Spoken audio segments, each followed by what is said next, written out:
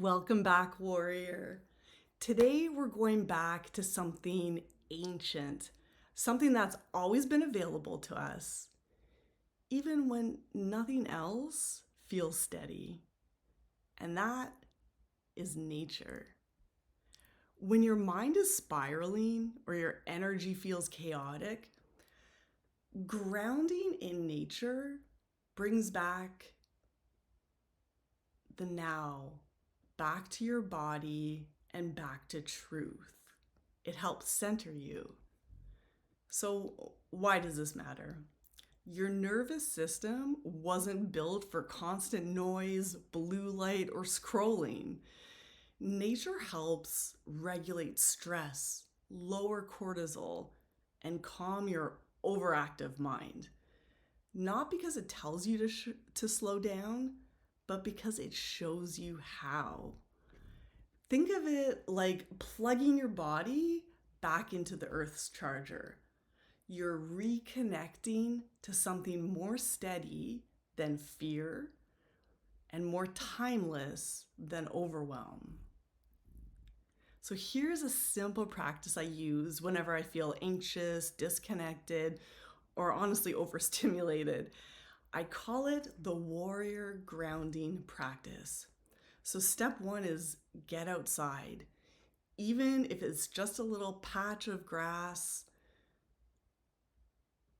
I prefer going to the beach and putting my feet in the sand. Remove your shoes if you can and let your feet meet the earth. You're gonna breathe and notice. So take 3 deep, slow breaths. Then let yourself notice one thing you hear, one thing you see, and one thing you feel. The third step is to root and receive. So imagine roots growing down from your feet, anchoring you into the ground. Feel the earth holding you, steady, strong.